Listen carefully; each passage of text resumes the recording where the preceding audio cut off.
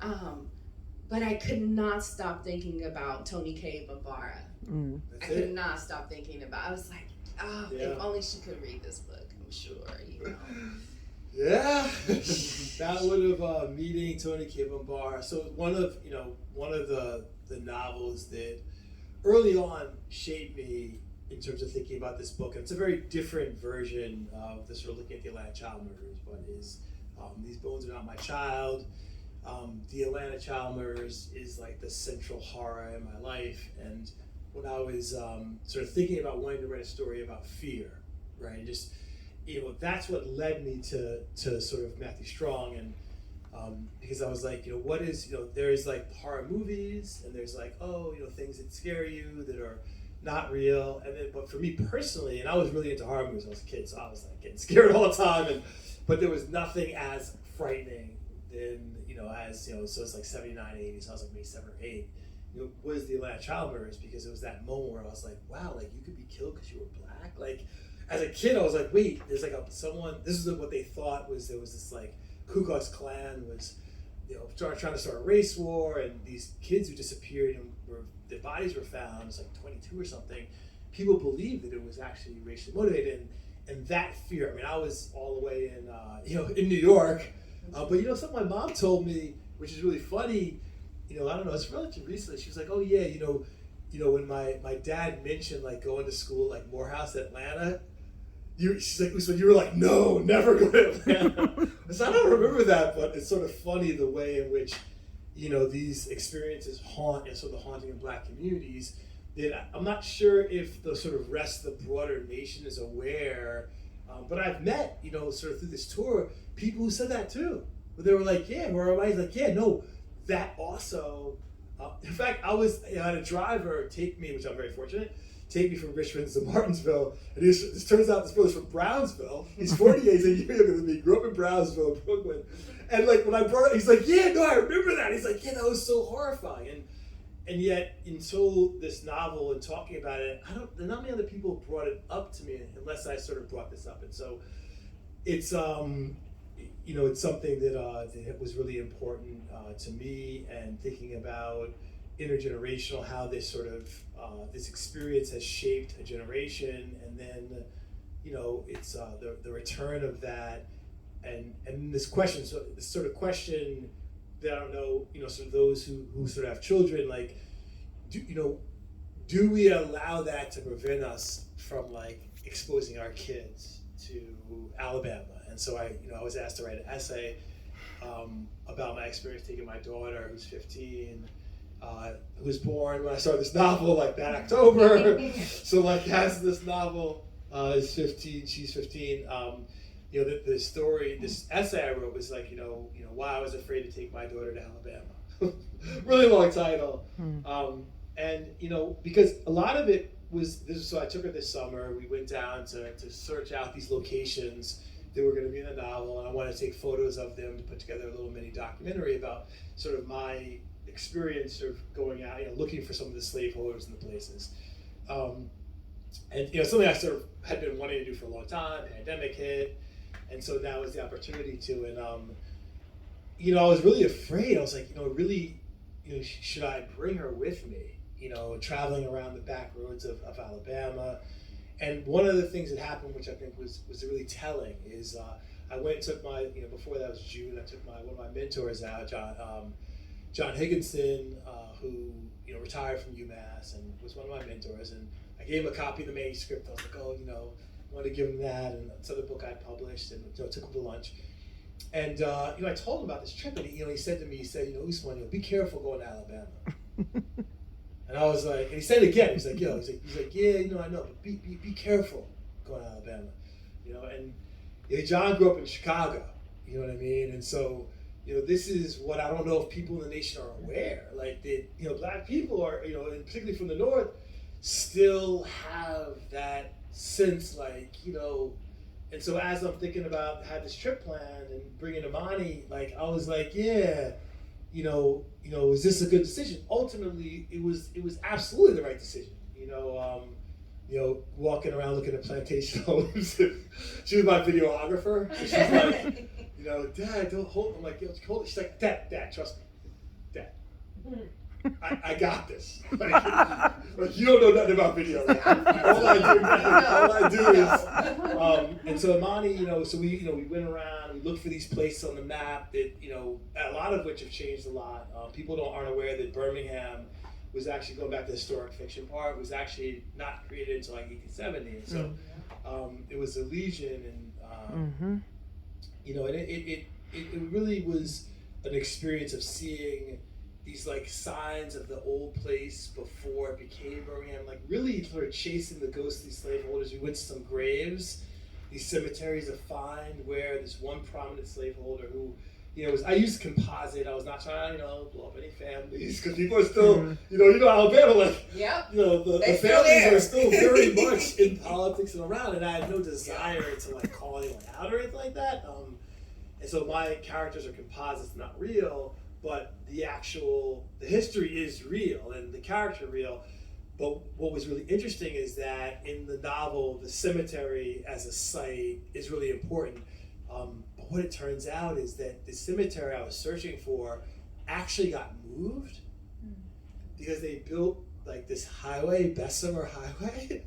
And so this like really the wealthiest slaveholding family that had their own personal cemetery, they actually had to move the cemetery to a new location, right?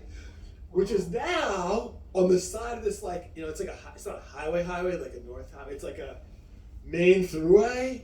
And it's like the main throughway, you make a right, and there's like a weird gate, and I don't know what was behind there. And then there's like this old cemetery where they removed it with the other cemetery, and then next it's like a used car spot with like stacks of cars.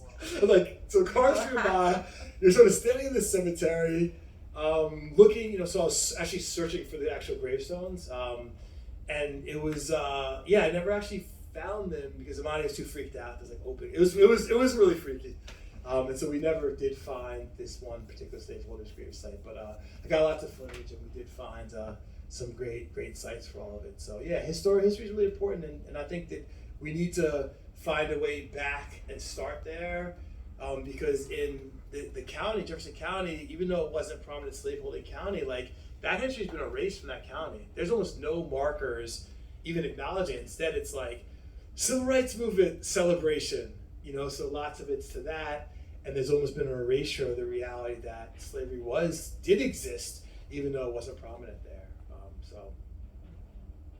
Yeah, absolutely. And it's a very ghostly book too. Like, I was like, oh, I'm not into horror at all. No way, no how. But yeah, very like kind of Southern Gothic vibes. And I think also like one of the things that felt really powerful to me was both with These Bones Are Not My Child and in this book, The Confessions of Matthew Strong, is that a lot of the work really was carried by Black women caring for and grieving with each other and trying to find. We're trying not to give y'all spoilers. I'll just give this one, which is the grandmother. She hosts these like luncheons and trainings basically for Black women who have lost their children and they're like disappeared Black girls and Black women. And her grandchildren don't know anything about this. And so like the grandmother is like really like very pivotal in kind of opening up all of this that has been happening for the last forever really, but also like the last 50 or so years in the book. And even like when they find the girls and women, it's really led by, it's not like the police, it's not the FBI, it's really like these folks in the community who are like, we cannot rely on the state to like do this work for us, and we know our folks best. And why was that important for you to outline?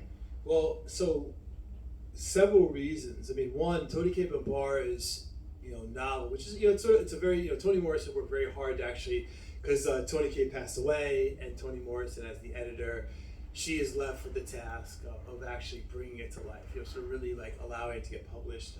Because what Toni K. Bambar had done, she had really gone around and spent a tremendous amount of time with these families in Atlanta to write this novel. Like she really saw this, and so I'm writing in that tradition where it's like, the novelist as the conscious voice of a community trying to capture experiences the media misses, like what it's actually like as a family, like what people go through. And so she had a massive manuscript, as Toni Morrison describes sort of in interviews later.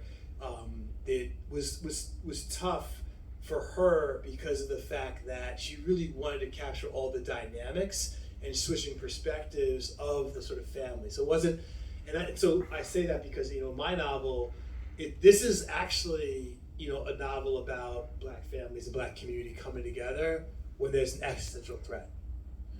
When there's the thing that's going to destroy the world and tear you apart, the biggest fear. This novel is about how Black communities come together. That's not sensational. That's true. That's just like rooted in the study of history. Black women have, led and, been pivotal members of communities that have tried to deal with either racial terror or activism historically. And so for me to have that part of the piece, that's just how it's always been. There's a thing that my professor used to say, and of course I say to my students now, in the 60s, the newspaper people would go to the men, but everyone knew Miss Johnson ran this whole entire thing. Like, there was no question of who actually was running, the event, the movement, the activism. It was just that the news reporters didn't know. They would go to the minister, Miss is going to talk, so. Oh yeah, we're doing this. They narrow what's happening, but everyone knew Miss Johnson was locking it down, and so that's just understanding the Black tradition. You know what I mean? And not even a homage, just trying to be accurate. Actually, yeah. As opposed to being inaccurate and about it. So, absolutely, I agree 100%. We're gonna open it up to questions now. Yeah. If that feels good to you. Okay, great. Thank y'all for being here. I have 1,000 things I want to say about this book, but we'll bring them in. Please buy this book. It is amazing, and make sure your library has it as well. Thanks. All right, folks have questions? Yeah, what do you guys think? What are you curious about? Yes. Hi, congratulations, Ousmane, Dr. Greene. And thank you so much, Amber. What wonderful introductions. I have not read the book yet, and I'm looking forward to it. I have two questions, and they're sort of disparate, but not really. The first question is, what would be your top 3 recommendations or suggestions for teaching this text, particularly in, let's say, first and second year undergraduate? What would be some of the things the instructor might want to do to ground the text?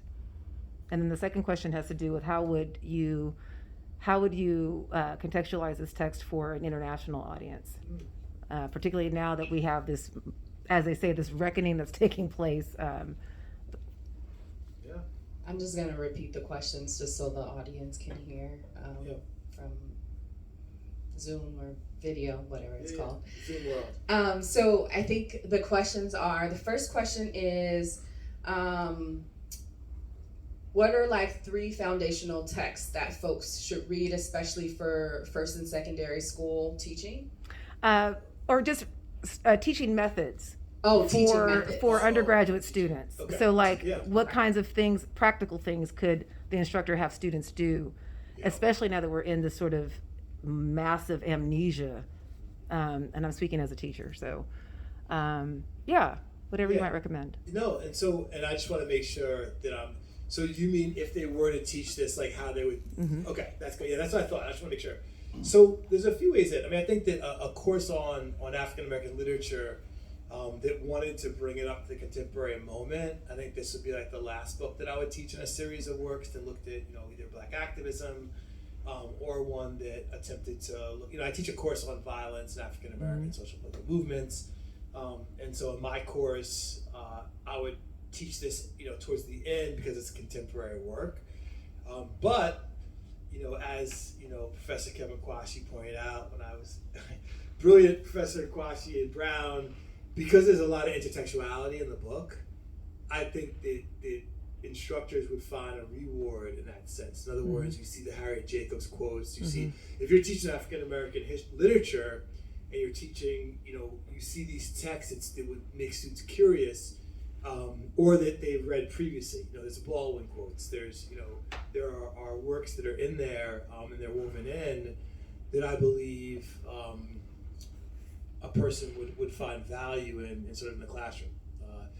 So those would be some of the ways I would see it. So I'd see it at the end. In terms of scaffolding, I think that the benefit of a work that that you do for 15 years is the fact that you're able, when you're revising it, to really think about questions people have in a contemporary moment, right? And so in this case, as the book evolved, as I began building out the story in Birmingham, one of the realities has to do with monuments and memorials and taking them down.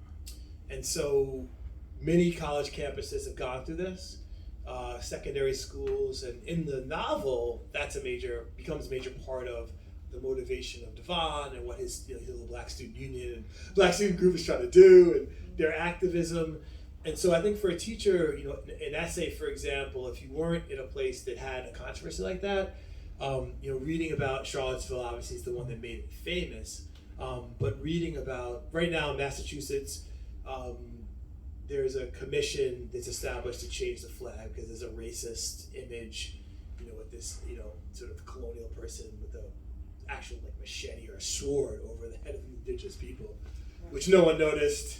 I used to bring it up in my class, look at your phones. And look out the flag. I'd be giving talks. I talk about my memorials and my lectures and stuff, and they'd be like, "Oh shoot!" And it's like by the sword. What's the quote in Latin? It's something like, "We bring peace and by the sword," or something like that in Latin. So right now, Massachusetts is reckoning with that, and so if I was an instructor, I would have my students read about any contemporary issue on campuses to sort of think about that, because when they get in the novel, they're going to sort of find themselves thrust into this debate, because it's part of a true reckoning at the Lynn Memorial. It's a real reckoning over in Birmingham. So it's that actually I decided to go with stuff that's really happening as opposed to sort of fictive situation in Birmingham. So I would have them read some of that, and then I'm giving a talk tomorrow about. So it's titled "Writing Wrongs," and it's like thinking about anti-Klan, anti-racist literature. And so I think that students would, reading an essay perhaps, because if it's a literature course or other course, that gave people a sense of the long tradition of Black American writers writing back. A great example during the Harlem Renaissance era is Walter White, who's not really, known as like a noveler. He's an activist.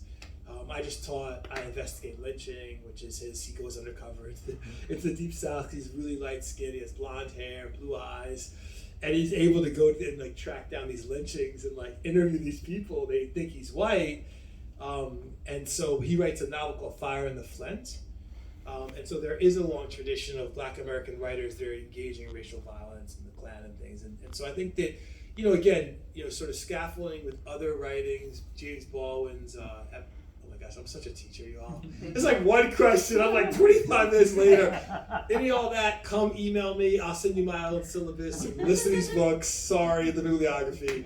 But the international audience, I give these talks. When I travel abroad, I always search out for examples of African American social and political movements on walls, monuments, and things. And so one of what we've learned, and what I've learned traveling abroad, is the significance of Black American freedom struggles and writers to people abroad. And so, given the sort of nature of this text, these stories, the history that's involved, I think that, the international folk, people either who are here or abroad teaching the book, will find it to be very helpful and very interesting because of the history that it goes over, because it does intersect with a lot of those histories, like I said, from Harriet Jacobs to Baldwin to others.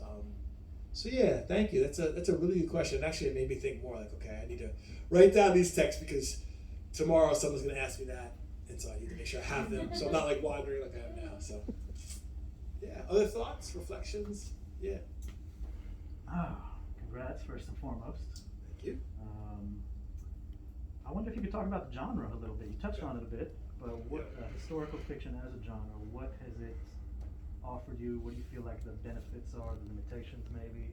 Yep. And I also want to ask a little bit about, that's one, you've written a lot of nonfiction, and you're coming from a long and successful academic background. I'm curious what has been most meaningful and what's been most surprising for you in terms of engaging this work of fiction. Obviously, it's 15 years going, so it's coursed through much of your academic career.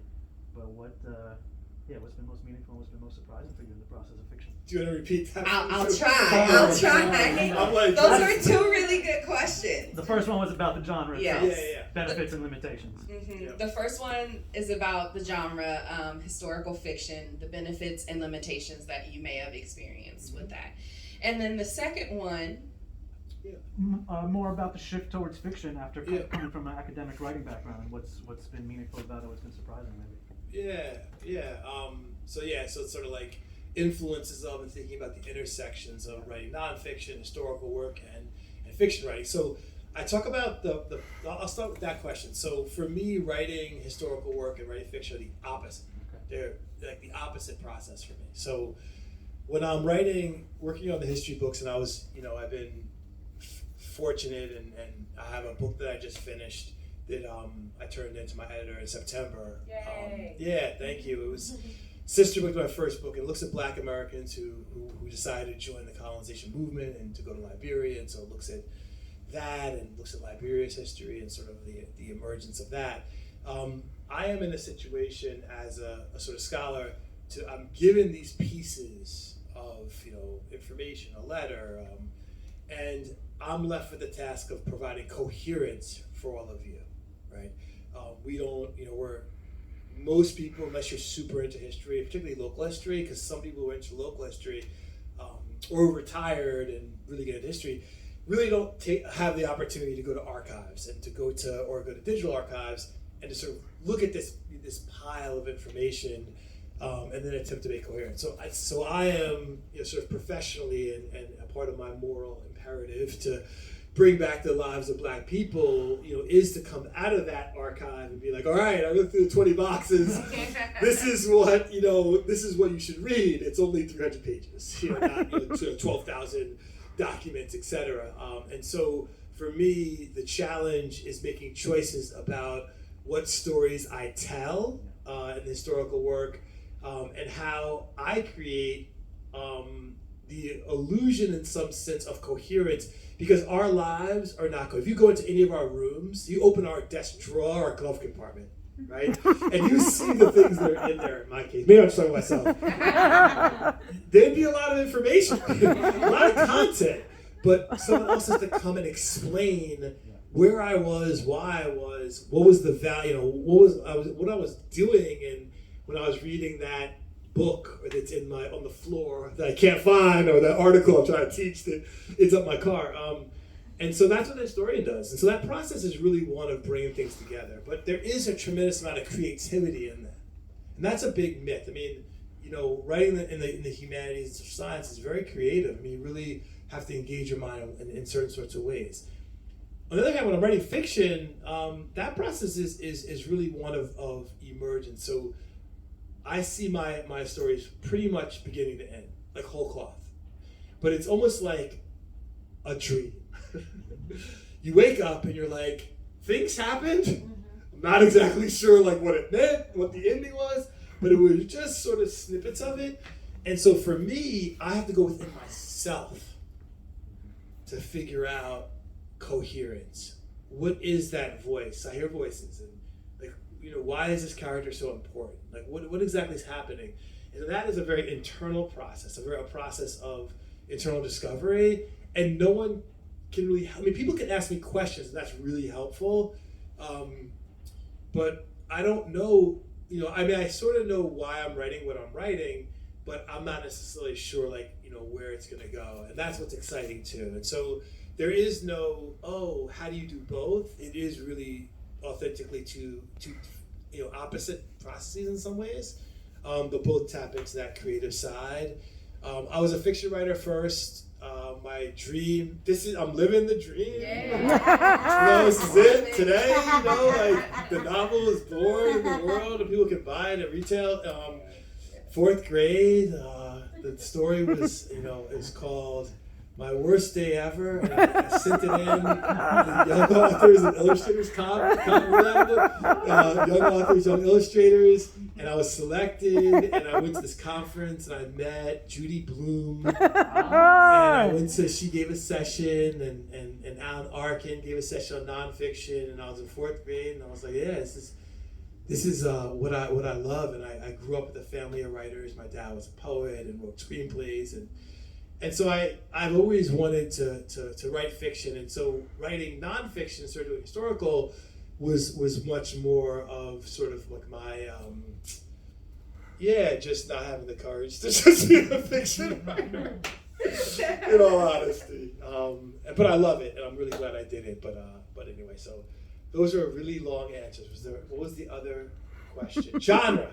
So I think genre is fascinating. Like, I very rarely choose books because of genre. I usually choose them because somebody said it's really good or it's something by someone I like. I had to learn genre, actually, like, afterwards when I was pitching to my agents. Like, what is it? Is it a thriller? Is it mystery? I had to run downstairs and look up mystery, thriller, because I got slammed. I went to this it was one of my first opportunities, and it was quick 10 minutes to the agent, and she was really mean. she was really cold and mean, and she was like, "What is it?" I was like, "Oh." So I went downstairs and I had to look up what it was. So it's really interesting with genre because, and then when they said historical novel, I was like, "Oh God, please no! I'm already a historian. No one's gonna read this." But as it turns out, people like historical fiction. I was like, okay, because usually when I think about historical fiction, it's a novel about a real person, World War II, it's the Leningrad, and so for me, when people were saying it was historical fiction, I was like, okay, it's historical, and but so for me that genre. I guess it works, but because in that sense, but then the thing is is it a thriller? I picked the pace up. That was a conscious choice that I decided to do, and that's what allows something to be a thriller. It's not, a lot of it's just sort of editing and really thinking. Yeah, a lot of it's as my, oh my God, my agent's gonna kill me. So Sarah would be like, and move on. 3 pages deleted. She's like, and move on. Because when I started getting really deep into some story, sub-story, the description, it was I bust my butt writing this really gothic South. And she's just yeah, this is going way too deep. Let's keep it moving.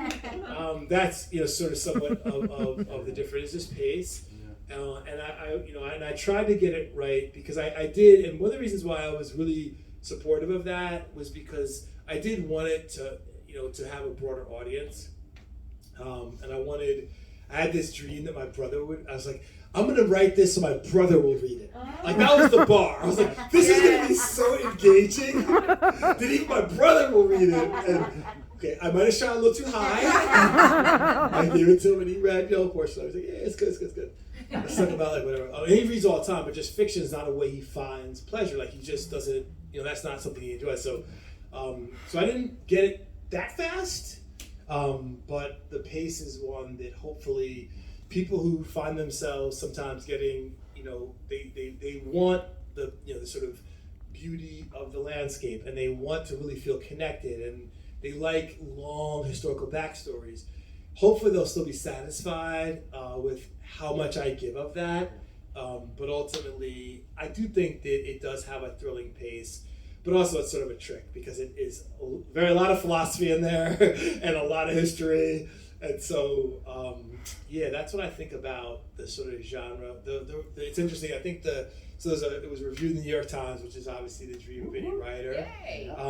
And the reviewer got it right. She's like, the genre blending of genre. I was like, yeah, that's exactly it because of that aspect, which is not great for sales and putting it on wherever the shelves, but for people, I think they'll find perhaps there's enough history to keep it interesting and enough pace to make it move.